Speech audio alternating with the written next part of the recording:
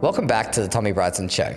Do you have shoulder pain and you've been told that the only solution that you have is to strengthen your lats? Now I want to talk through that today and give a bit of a framework how to look at the actual shoulder. Now the lats are incredibly important. We use them for pull-ups, lat pull-downs, controlling our back position when we squat, when we deadlift, when we bench press. Very, very important muscles, but they're not the be all and end all, and they're definitely not your only solution when you're looking at rehab and pain. When you have a look at the actual shoulder itself, it's quite a complex joint. You've got your ribs, you've got your shoulder blade, you've got your arm, you've got your AC joint, your SC joint down here, and they all need to work harmoniously together to provide movement, but they all need to do it at a certain time. So the lat, even though it is important, it can't do all those functions. There's way too many things that it would need to account for. So we have a look at the shoulder, and there's a thing called scapulohumeral rhythm. Big word, yes, I know. But basically that means that your shoulder blade and your arm and your collarbone are all working together in synergy with the muscles to create movement. Simple in theory.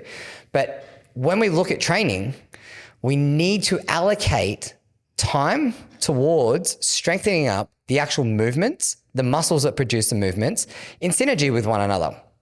So looking at the lat and saying, hey, your lat is going to be the be all end all is really short-sighted. Now, for some people, for some populations, it might be a really good solution. The lat may help to control your humerus, your arm, keep it depressed down, keep it in a really strong and stable position, such as a bench press. But it can also be a limiting factor as to get into an overhead position, to a lat pull down, to an overhead press. So there's always pros and cons of anything. And you know, when you're looking at rehab and you're looking at pain and you're looking at training, there's more than one solution in every single scenario. So looking at the lat, yes, it's important, incredibly important muscle, but we need to look at the whole structure. So when we're looking at it, and a really simple way to look at your shoulder is, first and foremost, you need to understand and be able to create rib movement, rotation, flexion, and extension. Now, what that does, it creates the platform, it creates the base that your shoulder blade can move on. So if your ribs are locked, your shoulder blade in essence is actually locked as well. So when we're looking at movement, start with the rib cage, get some flexion, get some extension, get some rotation. That movement will unlock movement at the shoulder blade itself. Now, when we look at the shoulder blade, we've got elevation, depression, retraction, protraction, and then we have combined movements where it rotates forward and rotates backwards. So that there in itself, all those movements can be trained. So if you get the stable base of the rib cage and then you get the shoulder blade moving, you're starting to make some progress. Then we look at the arm. Now to move your arm into an overhead position, taking it to 180 degrees, 60 degrees of that upward rotation, that movement into the overhead position, comes from the shoulder blade. So the shoulder blade is actually rotating up and tilting backwards as you lift your arm up overhead. So what happens if you don't have the shoulder blade movement? Your arm will do the movement. You'll get to 180 degrees, but it's going to be at the expense of something else. And the expense of something else is normally the rotator cuff. And it's a really common injury, having a supraspinatus tear, or a rotator cuff tendinopathy or tendinitis, but it is just a byproduct of not being in the right position. So when we look at the ribs, we look at the shoulder blade, then we need to get the shoulder blade working with the arm to get into an overhead position. Now, if we cast our attention over to the front, all whilst this is happening, our collarbone actually needs to do movements to allow the movement at the AC joint.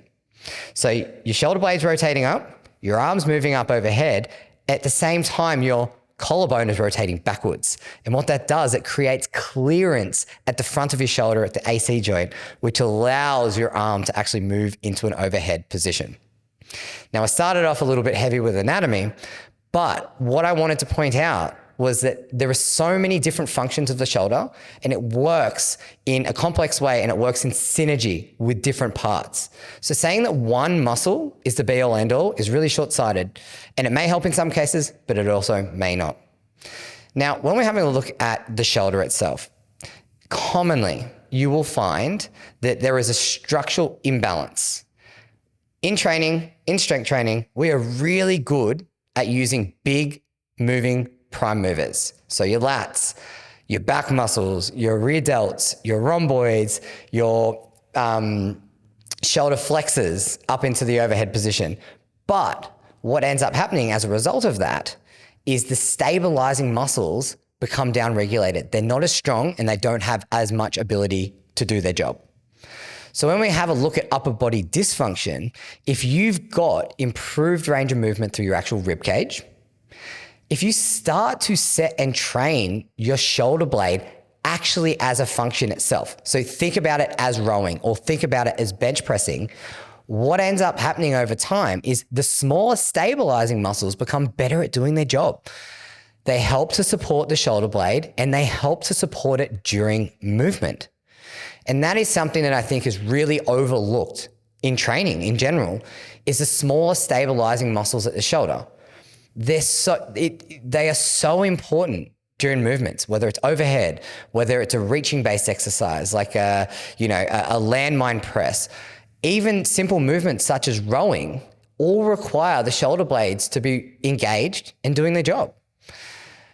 So when we have a look at shoulder pain, it's often more a mechanism of the shoulder not working properly rather than a particular muscle.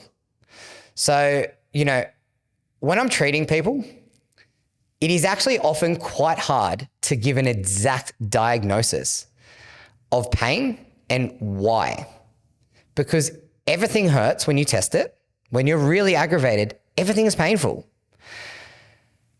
But often the easiest way to sort of, sift through the sand is look at the baseline movement. And what you'll find is that people that have shoulder pain are either lacking shoulder mobility, are lacking stability in the shoulder blade and the ability to use your shoulder blade and the arm together in a synchronized fashion, or both.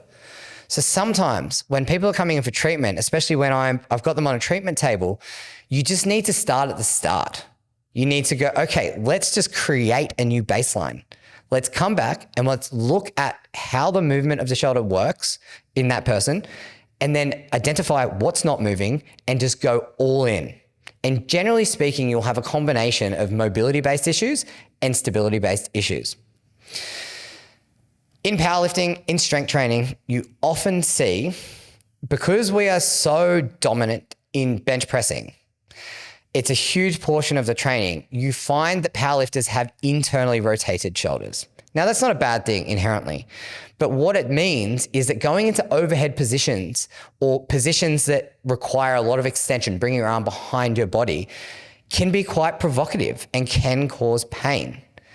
So a lot of the time, it actually comes from the scapular position itself. The scapular position is elevated and rotated forward, which means as you're lifting your arm up overhead, you're not getting the natural movement of the shoulder blade tilting backwards and upwardly rotating. It's fixed in this position that's sort of rotating over the top of the shoulder, which becomes quite problematic because that's the opposite of what you want when you're going into an overhead position.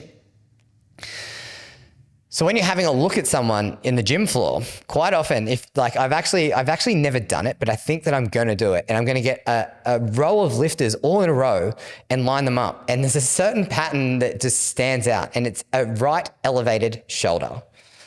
And there are reasons for it. We're not going to delve into this, but it comes down to the internal structure of the human body, the organs, the makeup, and there is a functional rotation that we have actually at the rib cage.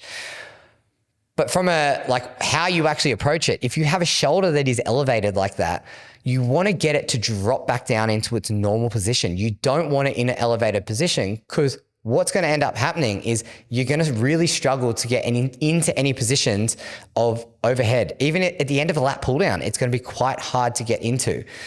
So when we're looking at a plan, if you had a step-by-step plan of the actual shoulder blade, the rib cage, and the arm, start off with the ribs.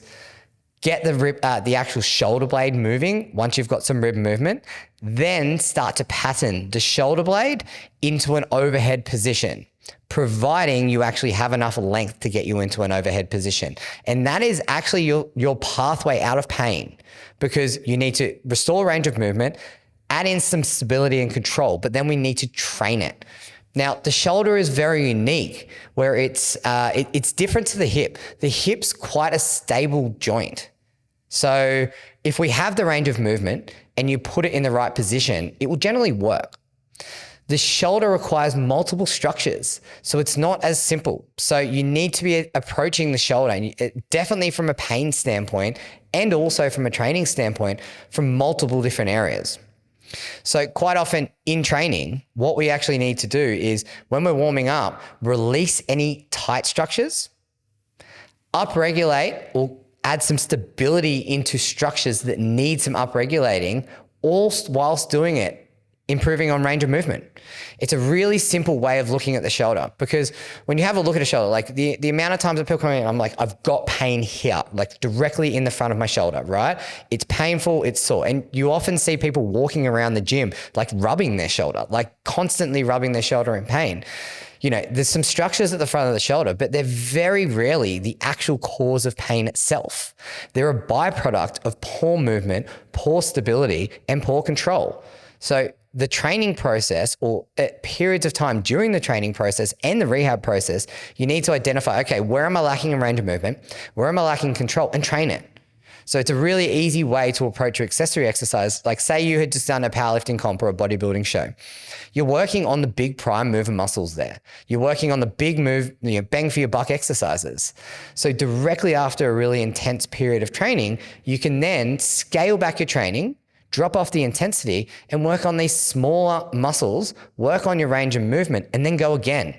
And that's a way that you can incorporate stability, incorporate range of movement training for your upper body into just your yearly training program itself.